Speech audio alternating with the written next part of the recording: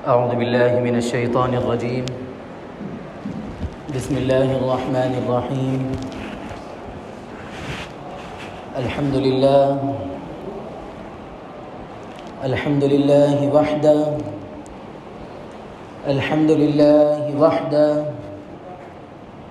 ثم الحمد لله وحده. والصلاة والسلام على من لا نبي بعده ولا رسول بعده ولا معصوم بعده ولا أمة بعد أمتي ولا كتاب بعد كتابي أما بعد. انتہائی واجب الاحترام، قابل صد احترام بزرگان دین، نوجوانان اہل سنت، السلام علیکم ورحمۃ اللہ وبرکاتہ. اللہ رب العزت کا یہ فضل و کرم اور اس کا احسان ہوا کہ اس نے ہمیں عید الاضحیٰ کے موقع پر خیر اور عافیت کے ساتھ اپنی عبادت کرنے کا موقع عنایت فرمایا. اللہ نے ہر شرور و فتن سے ہماری بلکہ سارے مسلمانوں کی اللہ نے حفاظت فرمائی. یہ اس کا بہت بڑا احسان ہے، اس کا کرم ہے. ہر بندے کو چاہیے کہ وہ اللہ کا شکر گزار بنے کہ اللہ نے خیر و عافیت سے اس کو عبادت کا موقع دیا.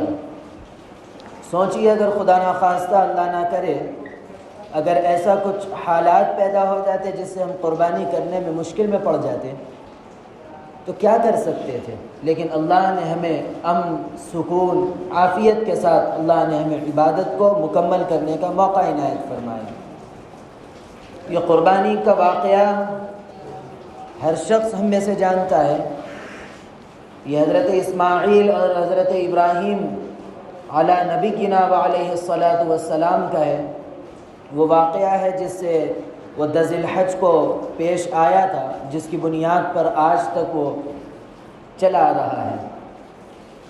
قربانی ہم جانور تو ذبح کر دیتے ہیں، لیکن ہم اس میں جو دعا پڑھی جاتی ہے آخر کے حصے میں، قل ان صلاتی ونسکی ومحیای ومماتی للہ رب العالمین لا شریک لہ وبذلک امرت وانا اول المسلمین. کبھی ہم نے اس پر غور کیا کہ اللہ رب العزت اس میں کیا کہنا چاہتے ہیں؟ اس کے اندر اللہ رب العزت ارشاد فرماتے ہیں قل ان صلاتی، آپ کہہ دیجئے ان صلاتی کہ میری نمازیں، ونسکی اور میری قربانی، ومحیای اور میری زندگی، ومماتی اور میری موت، للہ رب العالمین اس اللہ رب العزت کے لیے جو تمام عالم کا پالنہار ہے. کبھی ہم نے اس پر غور کیا کہ اللہ رب العزت اس سے کیا بتانا چاہتے ہیں؟ اللہ رب العزت ہم کو اس بات سے آگاہ کرنا چاہتے ہیں کہ ہم جو نمازیں پڑھ رہے ہیں وہ نماز چاہے فرض کی شکل میں ہو یا واجب کی شکل میں یا نفل کی شکل میں ہو، ہماری ہر نماز خالص اللہ کے لیے اگر ہوگی تو ہماری یہ نمازیں اللہ کے یہاں قبولیت پائے گی. اگر ہم اللہ کے علاوہ اگر کسی اور کے لیے پڑھیں گے، چاہے وہ دکھاوے کے لیے ہو یا دنیا حاصل کرنے کے لیے ہو، تو اللہ رب العزت دکھاوے کے لیے اگر کرے گا تو پھر اللہ رب العزت اس سے یہ کہیں گے کہ جا تو جس کو دکھانے کے لیے تو نے کیا اسی سے اس کا بدلہ لے لے. اگر دنیا حاصل کرنے کے لیے اگر کوئی شخص نماز پڑھتا ہے یا کوئی بھی نیک عمل کرتا ہے تو اللہ رب العزت صاف ارشاد فرماتے ہیں کہ اللہ رب العزت من کان یرید الحیات الدنیا وزینتها نوفی الیہم اعمالهم وهم فیہا لا یبخسون اولئک الذین لیس لهم فی الآخرہ الا النار. کہ اگر کوئی آدمی دنیا حاصل کرنے کے لیے، دنیاوی مفادات کے لیے کوئی نیک عمل کرتا ہے، چاہے نماز پڑھتا ہو یا صدقات کا اہتمام کرتا ہو، تو اللہ رب العزت کہتے ہیں کہ اس کو پورا بدلہ دنیا میں دیا جائے گا. نوفی الیہم اعمالہم، اللہ جو کچھ وہ عمل کر رہا ہے دنیا میں اس کا پورا بدلہ مل جائے گا. وہم لا یبخسون، اور وہ دنیاوی اعتبار سے کسی قسم کے کوئی خسارے میں نہیں ہوگا. لیکن آخرت کے اعتبار سے اس کے پاس کیا جمع ہے؟ آگے اللہ رب العزت ارشاد فرماتے ہیں کہ اولئک الذین لیس لهم فی الآخرۃ الا النار، اس کو جہنم کی آگ کے علاوہ اس کے لیے کچھ نہیں بچا. اسی لیے ہمارا ہر عمل خالص اللہ کے لیے ہونا چاہیے. اللہ کے نبی علیہ الصلاۃ والسلام ارشاد فرماتے ہیں کہ انما الاعمال بالنیات، ہر عمل کا دار و مدار نیت پر ہوتا ہے۔ آج بتائیں کہ ہم اگر قربانی کر رہے ہیں یا ہم نمازوں کا اہتمام کر رہے ہیں تو ہماری نیتیں کیا تھیں؟ ہم قربانی کے لیے جانور لائے تو کس نیت سے ہم لائے؟ کیا ہم بڑا جانور اس بنیاد پر خریدے ہیں کہ ہم لوگوں میں یہ کہہ سکے کہ محلے کا سب سے بڑا جانور ہمارا ہے، یا ہم اس لیے لائے کہ جتنا زیادہ گوشت نکلے گا ہم اتنا زیادہ غریبوں کو دے سکیں گے، اتنا اللہ کی رضا کا سبب بنے گا؟ ہم نے کس نیت سے کیا ہے، ٹٹولنے کی ضرورت ہے۔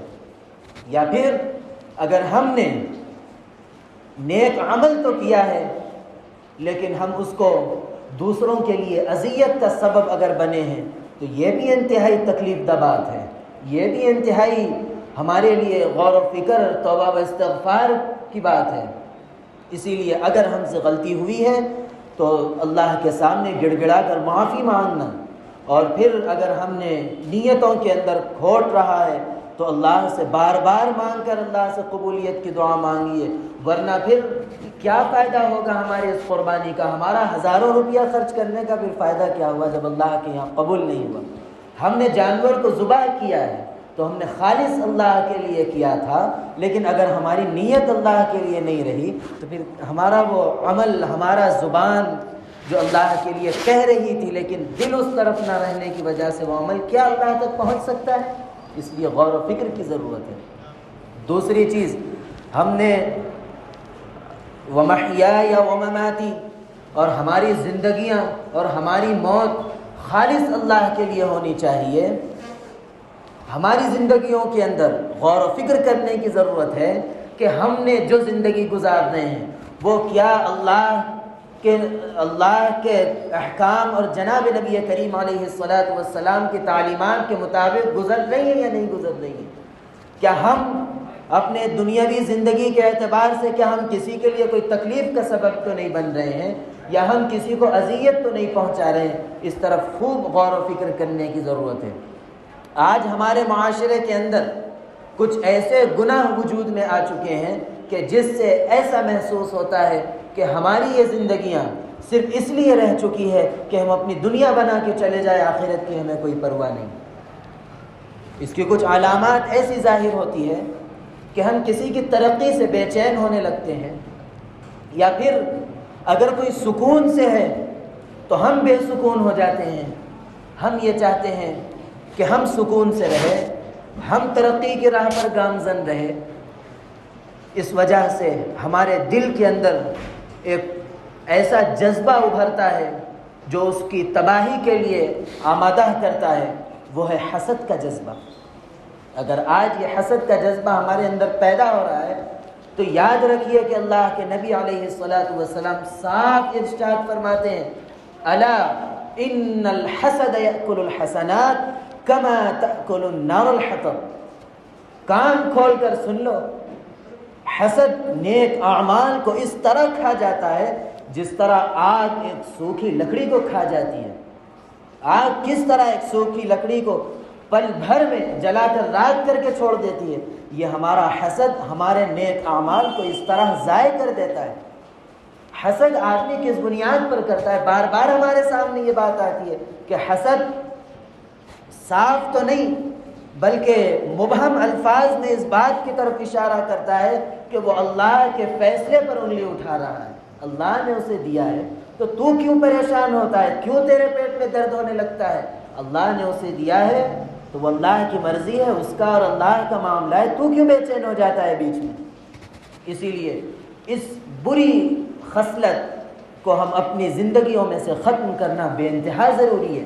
اگر ہم ختم کریں گے تو ہماری زندگی سب سے پہلے سکون میں آ جائے گی۔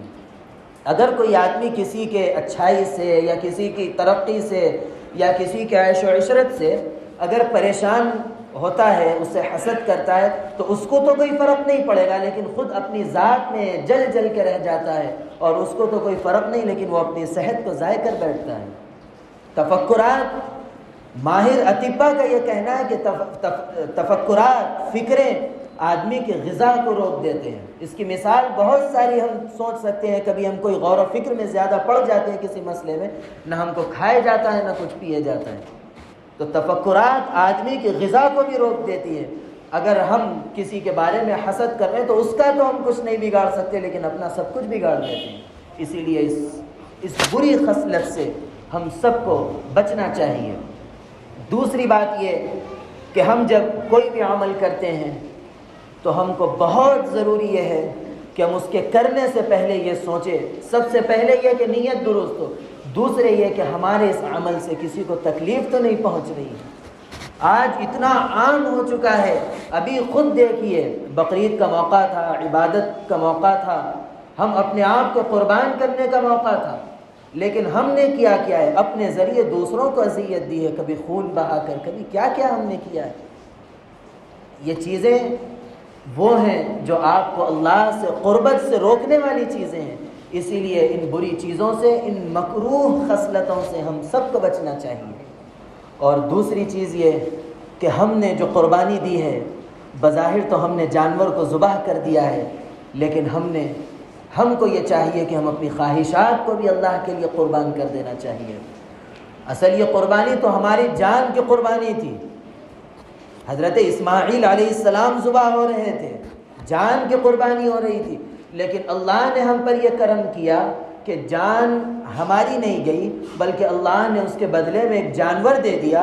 ہم جانور تو بظاہر ذبح کر رہے ہیں، تو اس کا مطلب یہ ہوگا کہ ہم گویا اپنے آپ کو قربان کر رہے ہیں۔ تو اپنے آپ کو قربان کرنا یہ ہے کہ ہم سب سے پہلے اپنی ان خواہشات کو قربان کریں جو اللہ اور اس کے رسول صلی اللہ علیہ وسلم کی تعلیمات سے ہٹ کر ہیں۔ آج ہمارے خوشی اور غم کا موقع صاف ظاہر کرتا ہے کہ ہم کتنی اپنی خواہشات کو مانتے ہیں۔ کوئی خوشی کا موقع آ جائے، اور عموماً قربانی کے موقع پر بھی قربانی تو کر رہے ہیں، ایک واجب عمل ہے، جو صاحب استطاعت ہے وہ کر رہے ہیں، جو صاحب استطاعت نہیں ہے وہ تو دوسرے کاموں میں مصروف ہے۔ نمازوں کا کیا حال ہوا؟ ہماری نمازیں کیا ہوئی؟ کیا ہم نے نماز ظہر کی پڑھی؟ کیا ہم نے عصر کو بانٹنے کے سلسلے میں عصر و مغرب کو کیا ہم نے ضائع نہیں کیا؟ بتاؤ یہ ہماری قربانی کس درجے کی اللہ کے یہاں قبول نہیں ہوگی؟ جو فرض تھا، جس کا سب سے پہلے سوال ہونا تھا، اس کو ہم نے ضائع کر دیا۔ اگر اس بار ہو گیا ہو تو اب عہد کر لے کہ انشاءاللہ آئندہ ہم کبھی کسی وقت بھی ہم اپنی نماز کو ضائع نہیں کریں گے۔ عید کے موقع پر آپ سب نے دیکھا کہ نماز اول وقت تھی، سب حضرات فجر میں موجود تھے۔ دوسرے ہی دن، اس کے بعد دوسرے ہی دن، بتائیے کہ کتنے لوگ فجر کی نماز میں آئے؟ ہم کو مقصود فرض نماز تھی یا صرف عید کی نماز تھی؟ ہم نے تو عید کے لیے آئے تھے، فجر کے لیے۔ تو بتاؤ کہ ہم نے نماز کو پیچھے چھوڑا یا نہیں چھوڑا؟ اگر آج ہم نماز کو ضائع کریں گے تو اگر اللہ رب العزت ہم سب کو ضائع کر کے رکھ دیں گے۔ آج جو حالات ہیں، اسی وجہ سے ہم اللہ کی اور اس کے رسول صلی اللہ علیہ وسلم کی تعلیمات کو چھوڑا۔ اللہ نے ہمیں ایسے چھوڑ دیا کہ اگر ہم پر کوئی ظلم بھی کرتا ہے تو ہمارے پاس وہ آواز نہیں ہے کہ ہم اٹھا سکیں۔ یہ سب وہی نحوستیں ہیں جو آج ہم پر ہے اور گھری ہوئی ہے۔ اگر ابھی بھی ہم نہیں سنبھل سکے تو اس سے بدترین مصیبتیں ہم پر آ کر پڑ سکتی ہیں۔ کیوں؟ یہ بات اس سے پہلے آ چکی تھی کہ اگر اللہ رب العزت جب کوئی بندہ اس کی نافرمانی کرتا ہے تو سخت دل ظالم شخص کو اللہ رب العزت مسلط کرتے تھے، اس کا دعائیں کر لیجئے، دعائیں میں قبول نہیں ہوگی۔ اسی لیے اپنے آپ کو اللہ کے لیے اور اللہ کے نبی علیہ الصلاۃ والسلام کی تعلیمات پر قربان کرنا ہے۔ وَمَحْيَايَ وَمَمَاتِي لِلَّهِ رَبِّ الْعَالَمِينَ۔ اور ہماری موت بھی ہو تو ایسی ہو کہ لوگ رشک کر سکے کہ واقعی اس نے زندگی گزار کے گئی۔ ایسا نہیں کہ وہ مال و دولت جمع کر کے گئی، بلکہ وہ نمازوں کے اہتمام کے ذریعے، لوگوں کے حقوق کی ادائیگی کے ذریعے اس نے اس دنیا سے رخصت ہوا۔ اللہ رب العزت میرے کہنے کو اور آپ کے سننے کو قبول فرمائے، کہنے سننے لکھنے پڑھنے سے زیادہ عمل کی توفیق عطا فرمائے، عمل کی باتوں پر عمل کرنے، بچنے کی باتوں سے بچنے اور عقیدے کی باتوں پر عقیدہ رکھنے کی توفیق عطا فرمائے۔ آمین۔ وآخر دعوانا